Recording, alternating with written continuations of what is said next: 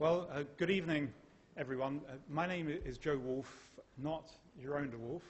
We have some very similar, whether we have similar ancestry, I don't know, but similar names going on here. I'm the Dean of Arts and Humanities here at UCL, and I'm literally just going to say the fewest of words to welcome you here and to say how wonderful it is to have this lecture tonight, the collaboration between the Institute of Advanced Study, the Centre for Low Country Studies, and to complete the logos, UCL and University of California at Berkeley. And I was so looking forward to this event. I registered to come to it even before being asked to come and open the address. So excited was I to see this topic, which was completely unknown to me and possibly to many of you as well. So I think we're in for a real treat this evening, but I will pass over to Ule to do the proper introductions. Well, thank you very much, Joe, and it's a great pleasure for me to introduce tonight's speaker, Jeroen Dewulf, to you on behalf of the Center for Low Country Studies and the Institute of Advanced Studies. We're organizing this event together. It's the second annual lecture of the Center for Low Country Studies. We had one last year by the late Lisa Jardine, who's unfortunately no longer with us. But on to today's lecture. Jeroen Dewulf is the director of the Institute for European Studies at the University of California in Berkeley. He's also, as the current incumbent of the Queen Beatrix Chair, heading the Dutch Studies program in Berkeley. He's publishing impressively in 5 different languages, apart from Dutch and German and French. It's also Portuguese and English. He's associated with the African Studies and the Latin American Studies program in Berkeley. And tonight he's going to talk about a topic which is at the intersection of Dutch studies, Black studies, and American studies. And I hope you'll all enjoy the talk on the Dutch-speaking Black community from 17th century to the 19th century in the United States. Without further ado, over to you, Jeroen.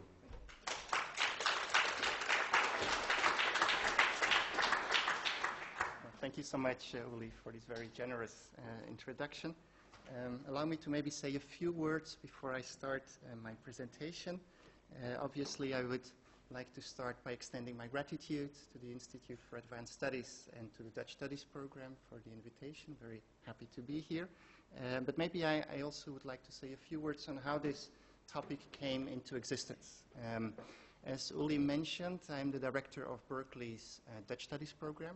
UC Berkeley is one of the few universities in the United States offering Dutch studies. We're the only university with a minor, a major, and a PhD degree in Dutch studies.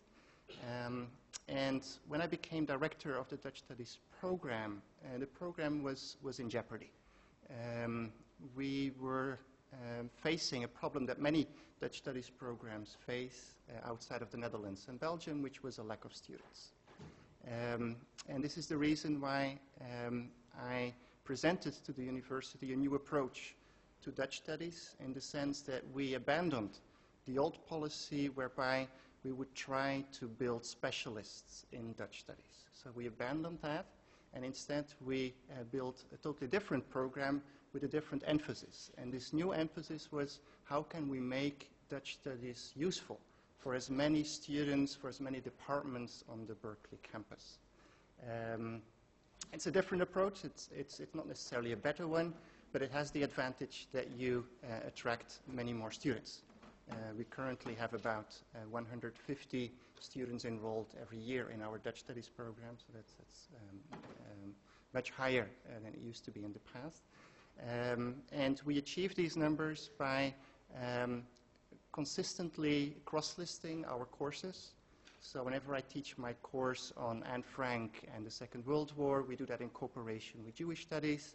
Whenever I teach my class on Indonesia, we do that in cooperation with Southeast Asian studies, etc.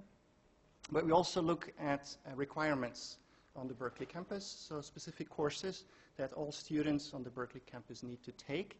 And one of those courses, founded in the 1960s, was the American Cultures course.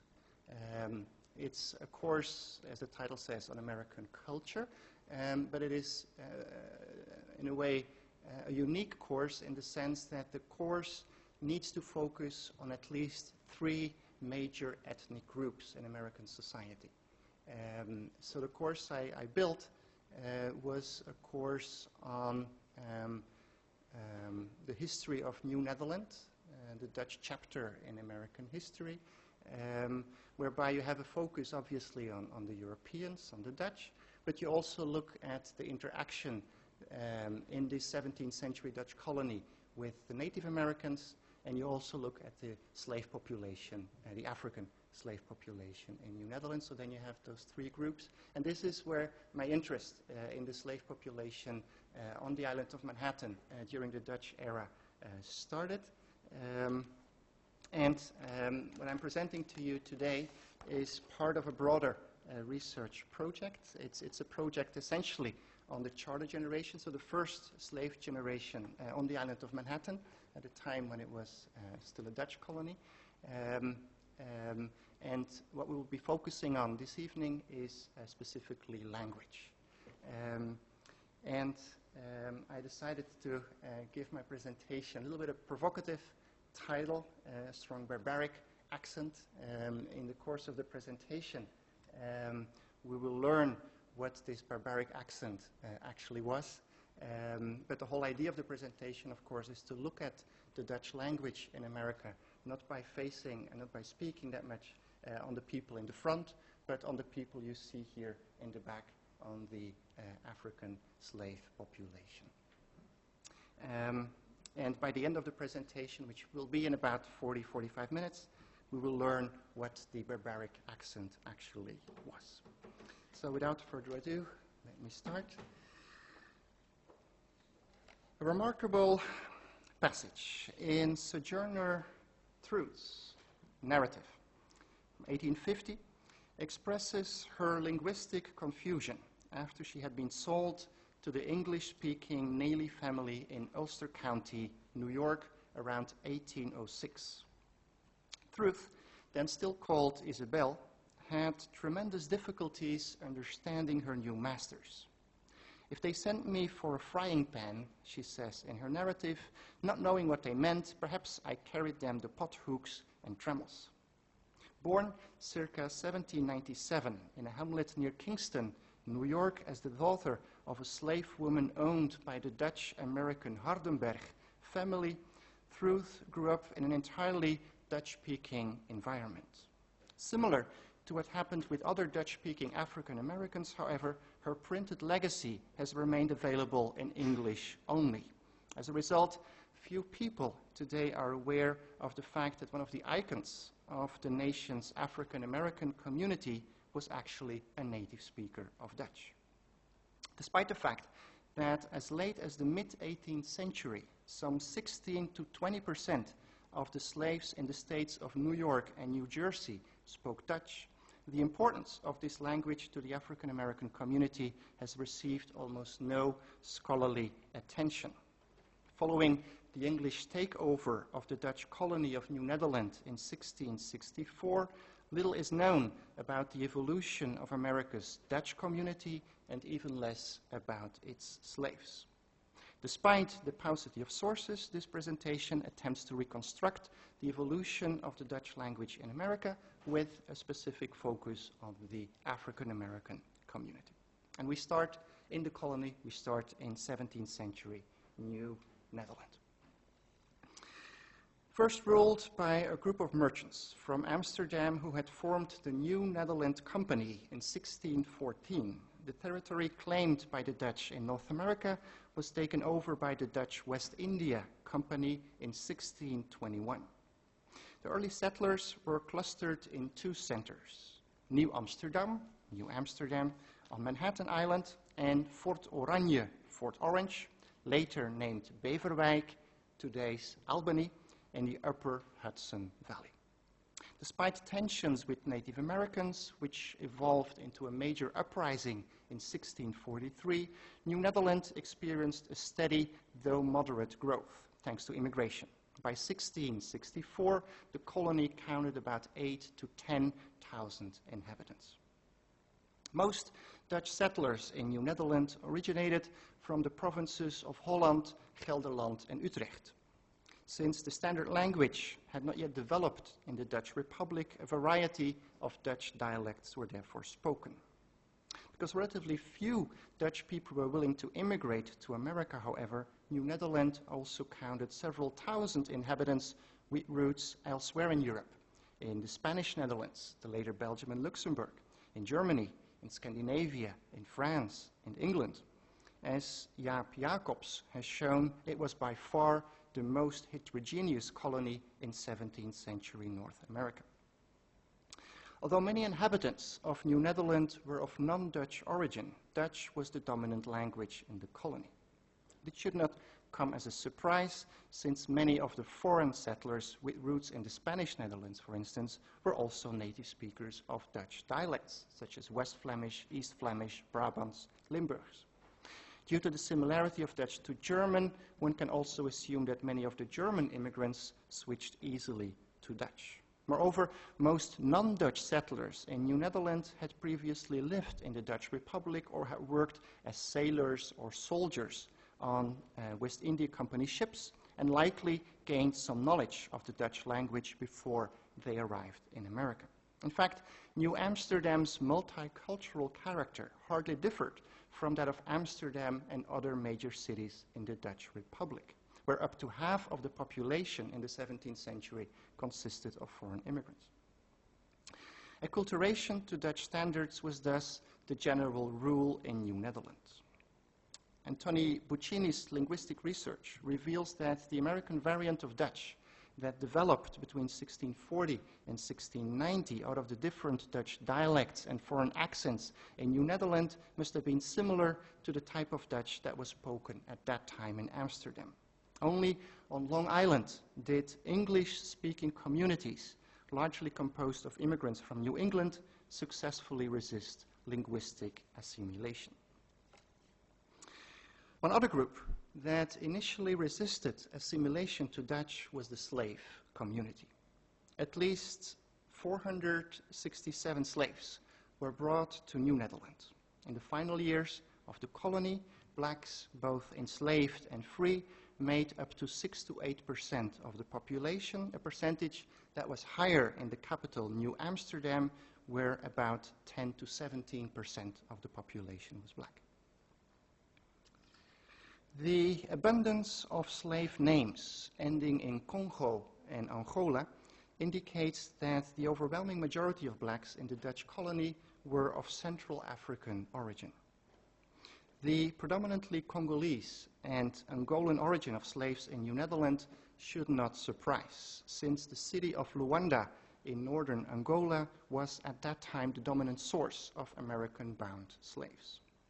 Portuguese slave vessels were frequently intercepted by Dutch privateers who then sold their booty in New Amsterdam. Following the Dutch conquest of the Brazilian province of Pernambuco in 1630, the West India Company also engaged directly in the transatlantic slave trade and occupied Portuguese Luanda between 1640 and 1648. The fact that the charter generation, so the first generation of slaves, formed a largely homogeneous group must have played an important role in the continuous use of a language other than Dutch. In fact, sources indicate that for several decades, slaves in New Netherland shared a language of intercommunication that was not Dutch. Court cases involving slaves were therefore often bilingual and required translation into Dutch. In 1665, for instance, Domingo de Neger was called to court to translate into Dutch for Jan Angola, despite the fact that the latter had been living there for over a decade. We do not know what language Domingo and Jan spoke among themselves in court. Considering Jan's Angolan origin, the West Central African languages Kikongo or Kimbundu most likely served as their language of intercommunication. However, the slaves, typically Portuguese, baptismal names such as Francisco, Manuel, Luís, Antonio, Sebastião, Cecilia, Madalena, and Isabel, as well as last names such as Brito, Primeiro, and Portuguese, indicate that the charter generation in New Netherland had gone with varying degrees of exposure through a process of Portuguese acculturation.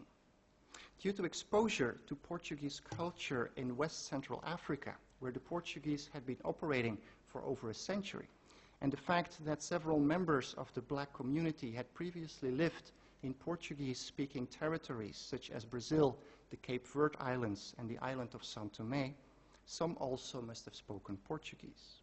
Portuguese, or an Afro-Portuguese Creole language, similar perhaps to the slave language Papiamento that developed on the Dutch-controlled Caribbean islands of Curaçao, Aruba, and Bonaire, might even have been the lingua franca spoken among blacks in New Netherland. Since not only some of the slaves, but also some members of the Dutch community had lived in Portuguese-speaking territories before coming to New Netherland, we can assume that Portuguese occasionally served as a language of interracial communication in the Dutch colony. Following the Portuguese reconquest of Dutch Brazil in 1654, Dutch West India employees who had lost their possessions were granted land in New Netherland as a compensation. This encouraged at least 200 Dutch soldiers and colonists, including 23 Sephardic Jews, to move to New Amsterdam. They were the beginning of the Jewish community on Manhattan. A court case from 1662 reveals, for instance, that a person called Resolveert Waldron, who had previously lived in Brazil, communicated in Portuguese with a black man in New Amsterdam. The fact that 3 blacks involved in another court case requested Waldron to serve as their interpreter makes it credible that they also knew Portuguese.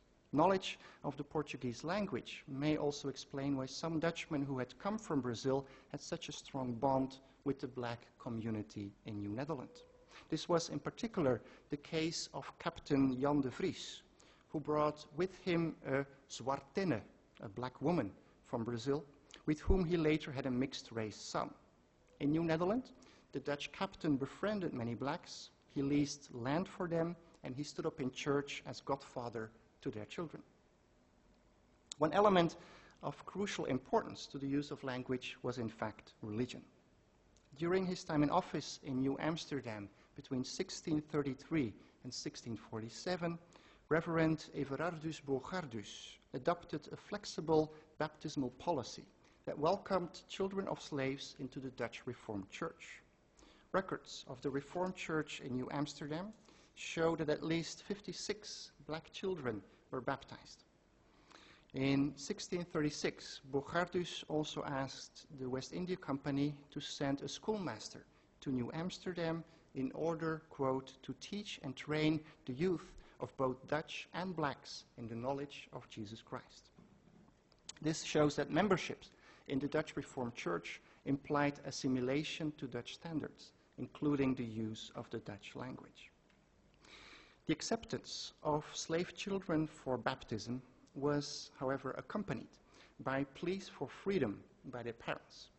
In 1644, a first group of 11 men petitioned the company for liberty for themselves and their families. Other slaves later successfully followed their example. By 1664, New Netherland counted some 75 free blacks. They were granted land near a pond known as the Kolk and along the Wagenweg on the outskirts of the town, close to where Director General Petrus Stuyvesant had his bouwerij, today's Bowery. There, free blacks and poor whites lived side by side, which fostered biracial relationships. In their journal of a voyage to New York, Jasper Dankaerts and Peter Sluiter in 1679 observed, quote, "We went from the city, following the Broadway, over the valley. Upon both sides of this way were many habitations of Negroes, mulattoes, and whites. It is likely that this free black community was the first to adopt the Dutch language."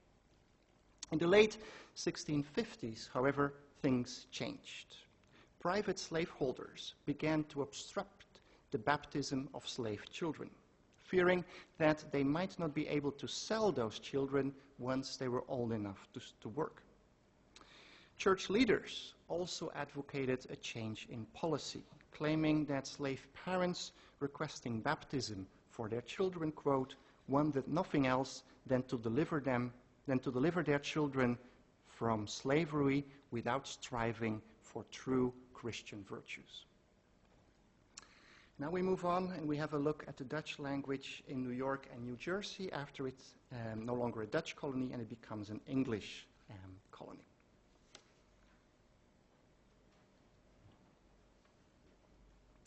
In 1664, Peter Stuyvesant was forced to hand New Netherland over to the English. The new rulers did not hide their contempt for the Dutch language. Significantly, the English governor Robert Hunter's satirical play Androboros deliberately uses Dutch phrases such as, "Wat is dat, Latijn? Ik versta het niet," to transmit an image of boorishness. A revealing example of the Dutch reluctance to switch to the English language can be found in Jeremias van Rensselaer's letter to his mother in Amsterdam in 1668, where he writes, "Now it seems that it has pleased the Lord that we must learn English. The worst of it all is that we have already for nearly 4 years been under this jurisdiction, and that as yet I have learned so little. The reason is that one has no liking for it." Such feelings of unease undoubtedly accelerated a process of migration from Manhattan to the Hudson, Mohawk, Hackensack, Passaic, and Raritan valleys. In the cities of Albany and Kingston, on Staten Island, on the western part of Long Island, and in several small, self-sufficient communities in rural New York and New Jersey, the Dutch language survived much longer than in Manhattan. Peter Kalm, a Swedish traveler who visited the Hudson Valley in the mid-18th century, observed that, quote, "The inhabitants of Albany are almost all Dutchmen. They speak Dutch, they have Dutch preachers, and divine service is performed in that language. Their manners are likewise quite Dutch."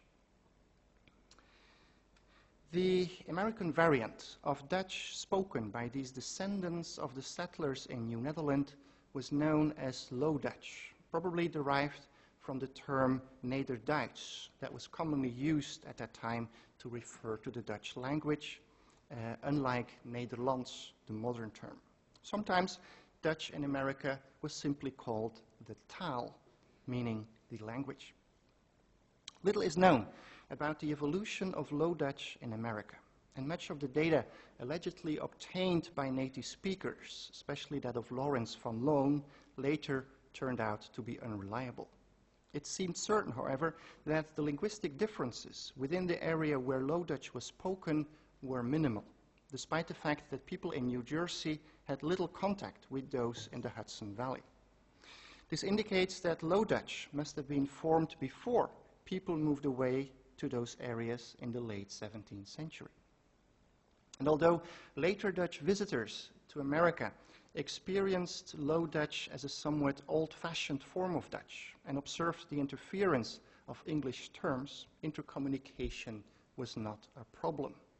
During his journey through rural New York and New Jersey in 1783, the native Dutchman Karel de Vos van Steenwijk had no difficulties finding older people with whom he could speak his own Dutch language. And he observed with surprise, quote, "how incredibly content they were to see a real Dutchman." Near Kingston, he even met with Dutch families who spoke hardly any English. Nevertheless, he acknowledged that in most families, children increasingly used English as their main language of communication and behaved in what he called an American fashion. Let's now have a look at the slave community. African Americans who grew up in these insular Dutch communities adopted the Dutch language. Runaway slave advertisements show the extent of Dutch prevalence in New York and New Jersey. Graham Hodges' anthology of advertisements dating from 1716 to 1783 includes 186 references to slaves who spoke English and 58 to slaves who spoke Low Dutch, compared to only 13 who spoke French, 7 who spoke Spanish, and 4 who spoke German or High Dutch, Hoogduits. No reference was made to knowledge of African languages. Among those who spoke Dutch, most were bilingual, English, Dutch, and some were fluent in 3 European languages. But not all slaves were multilingual. Those who had lived all their lives in a Dutch-speaking environment often had difficulties speaking other languages. For instance, a slave called Henk from Staten Island spoke, quote, better Dutch than English. Cyrus, also from Staten Island, spoke Dutch and very bad English. Adonia from Orange County spoke pretty good Low Dutch, but little English. Some of these slaves also developed a strong emotional attachment to the Dutch language. Significantly, John Gee claimed in his life history from 1815 that he had experienced a divine revelation in which God had promised him he would be taught how to read the Bible. And God had told him that he would teach him how to read the Bible, quote, both in Dutch and in English. This attachment to the Dutch language is also notable in the early 20th century recollections by blacks with roots in the Hudson Valley. And I quote, "For as long as anyone in my mother's family can remember, the men of the family have wandered from the West Shore Valley of the Hudson, from Kingston to Albany. They were ten Broeks, Cantines, Van Ettens. They were Dutch and proud of it. I can remember my Aunt Sibania telling me about her great-grandmother, a stern old lady who both spoke and understood English, but who refused to speak it except in the privacy of her home. In public, she always spoke Dutch, as any proper person should do, a dignified language."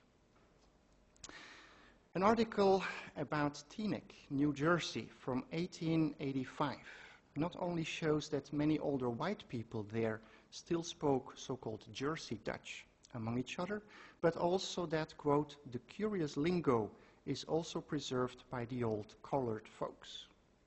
The author of this article also gives a few examples of Dutch words that were then still used by African Americans in New Jersey. Roggebrood, wittebrood, goeiemorgen, ploeg, paard,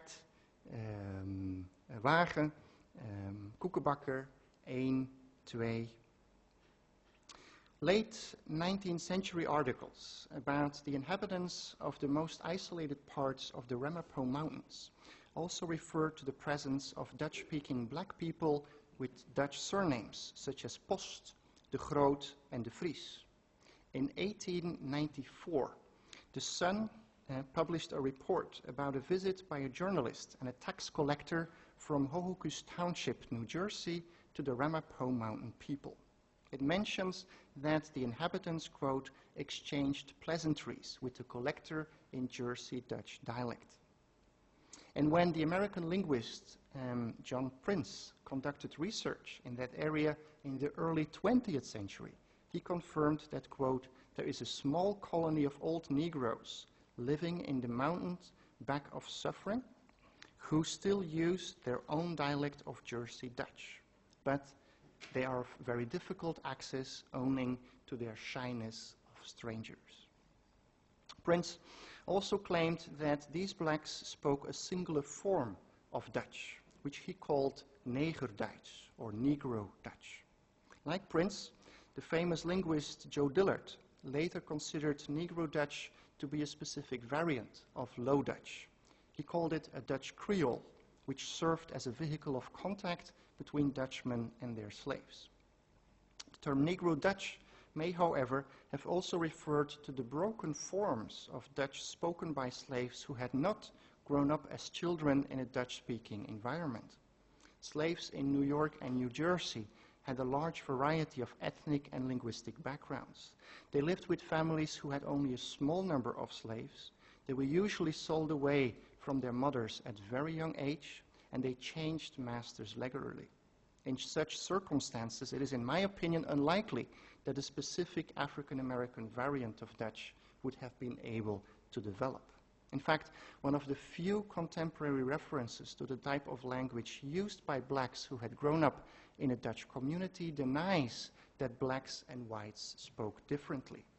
Gertrude Dumont, the daughter of John Dumont, who bought Sojourner Truth in 1810, recalled that upon arrival, quote, she could neither talk nor understand anything but Low or Holland Dutch, and that her Dutch speech was, quote, very similar to that of the unlettered white people of her time.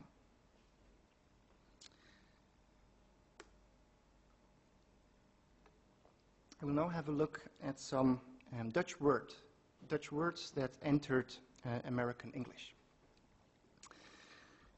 There are indications that blacks who had grown up in Dutch areas of New York and New Jersey were perceived as a singular group within the broader African-American community. This perception of difference related to the group's language, either because they spoke Dutch among each other or because they spoke a singular form of English marked by a Dutch accent and the occasional use of Dutch words and expressions, but as well to the group's attachment to specifically Dutch traditions and customs. The most famous of these traditions is Pinkster, the Dutch word for Pentecost or Whitsuntide. As the earliest dedications of churches in the medieval Netherlands had traditionally occurred on Pentecost, Pinkster celebrations were associated with what the Dutch call kermis, an outdoor fair to commemorate the dedication of the local church. At those fairs, booths would sell drinks and food. Wafels, pannenkoeken, oliekoeken, and koekjes, all terms that came to be adopted in American English as waffles, pancakes, oliekoeks, and cookies, were typically associated with these kermises. Another typical Dutch Pinkster tradition was the celebration of the Pinksterbloem, a young girl decorated with flowers who was paraded around the village. The diminutive form of this Dutch word, Pinksterbloemetje, survived in America in the English corruption Pinksterbloemetje, in reference to the Pinkster flower. The folklorist Alice Morris Earle even claims that the English word pink might be derived from the pale rose color of Pinkster flowers, but to be honest, I doubt that. African Americans also participated in Pinkster celebrations. By the early 19th century, when most Dutch Americans had already abandoned their traditional Pinkster customs, the black community continued to celebrate the holiday. These celebrations often took place in open markets. As Henry Stiles has shown in his History of the City of Brooklyn, there used to be intense commercial traffic, especially by butchers, on the ferries that connected the old market in Brooklyn with Manhattan's Fly Market. These butchers were assisted by what he calls Dutch Negroes, who used to celebrate, quote, their annual Pinkster holiday at the Brooklyn market. A similar connection has been provided by Thomas DeVoe, who in his market book describes Catherine Market in Manhattan as a place where blacks from Long Island performed dances in search of pocket money in preparation for the Pinkster festival. It is likely that these so-called Dutch Negroes spoke Dutch among each other, or at least spoke a form of English that was characterized by a Dutch accent and the occasional use of Dutch word. It should, as such, not surprise that one of the most famous Dutch words in American English is directly related to the slave population, and that is the word bos, derived from the Dutch baas, which was the word Dutch-speaking slaves would use to address their masters. By the time Low Dutch was disappearing, there must still have been many African Americans in New York and New Jersey who had grown up in a Dutch-speaking environment and who must have spoken a singular form of English characterized by a Dutch accent. While we do not know how their English sounded, it must have been similar to my own accent and that of many others here in the audience. There are, for instance, indications that the accent was characterized by the replacement of the voiced dental fricative the with the alveolar stop d or t. This typically Dutch transfer effect when native Dutch speakers speak English was, for instance, observed by Alexander Coventry, who noted in 1785 in his diary quote that the Low Dutch understood and could talk the English language, though generally pronounced the th as if de. This characteristic consistently shows up in reproductions of the English speech of African Americans who grew up in a predominantly Dutch-speaking environment. For example, in 1837, the Troy Daily published a story about an old-fashioned Dutch Negro whose English speech was reproduced by the author as "This, quote, dots all if they got a chance." We encounter the same characteristic in an article from 1852 in the Morning Herald, wherein the author reproduces the English spoken by an old Dutch Negro as "my mother and my father." The article also points out the use of typically Dutch phrases with English words, such as "how does you do nowadays met yourself?" an almost literal translation of the Dutch "hoe gaat het met jou?" As these examples show, many African Americans in 19th century New York and New Jersey spoke Dutch with a Dutch accent and continued to occasionally use Dutch words and expressions. This was also the case with Sojourner Truth. Truth is known to have kept a strong Dutch accent all her life, which singled out her pronunciation of the English language. Transcribed versions of her speeches also indicate code switching between English and Dutch. One example is her use of the Dutch expression "mijn God," my God, in her speech at the New York City Anti-Slavery Society in 1853, where she says, "My poor mother would weep and say, 'Oh, mijn God, my children will be sold into slavery.'" Truth's unusual pronunciation of English was a source of amusement to native speakers. We know that Truth even exaggerated her Dutch accent on purpose to amuse the audience. However, it should be stressed that this was part of a deliberate rhetorical strategy that prepared the ground for a message that was not humorous at all. In the course of her speeches, the comic tone would gradually transform into a tongue of fire when Truth, as a vindictive prophet, announced a day when bloodhounds would tear up the slaveholders while slaves would wash their robes in the blood of the Lamb.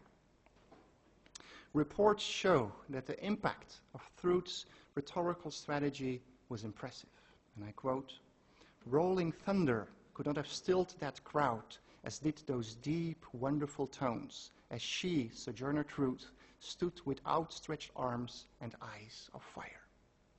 This impact was created not despite Truth's accent, but rather thanks to it. Truth used her Dutch accent not just to entertain the audience, but also to reinforce the accusatory element of her message. Her accent was part of a cleverly elaborated strategy to transmit a message that a person of her color and her gender in normal circumstances would never have been able to deliver. It is unlikely, however, that many people in the audience realized that Truth's singular accent was actually Dutch. This is notable in the case of her meeting with Harriet Beecher Stowe. In 1853, 1 year after the publication of Stowe's novel Uncle Tom's Cabin, Truth visited the famous author to ask for a blurb in order to promote her own book, The Narrative of Sojourner Truth. Stowe wrote down her impressions about this encounter and later dedicated an essay to it, which she entitled The Libyan Sibyl. In the essay, she tried to reproduce Truth's accent. Since she was unfamiliar with Dutch, however, Stowe interpreted Truth's singular pronunciation of English as a reflection of, and I quote, the wild, savage impersonation of the fervor of Ethiopia and the strong, barbaric accent of the native African. But we all know that Truth was not a native African. She was born in the United States. She was African American, and we also know that her native language was Dutch. So the barbaric accent, in reality, was not an African accent, it was a Dutch accent. Despite the fact that Truth was born in America and spoke a European language as her native tongue, later generations have made a similar mistake when interpreting her legacy. Unfamiliar with Dutch, many mistakenly assumed the singular characteristics of her speech to be a reflection of Truth's African origin. In the 1840s, while she was living in Massachusetts, the illiterate Truth dedicated her narrative to her white Anglo-Saxon friend, Olive Gilbert. As is confirmed by Erlene Statens and Linda David, Truth's narrative retains the traces of her dialogic strivance with her interpreter. In fact, since Gilbert had no knowledge of the Dutch language and of Dutch customs, the narrative is fraught with linguistic and cultural misunderstandings. And I will finish with just one example of such a misunderstanding. One example relates to the name of Truth's mother. When Truth spoke about her mother, who was called Elizabeth, she would refer to her in Dutch as Mama Bet, which Gilbert transcribed as Mau Mau Bet. Ever since, Gilbert's transcription error has remained in virtually all studies, including academic studies, on Sojourner Truth, leading to the general assumption that Truth's mother had the mysterious African-sounding name Mau Mau. This unfortunate interpretation of Truth's legacy by later generations is a revealing example of the widespread ignorance of an important chapter in both black and white American history, caused by the quick and radical effacement of New York's and New Jersey's Dutch identity in the early 19th century. Thank you so much.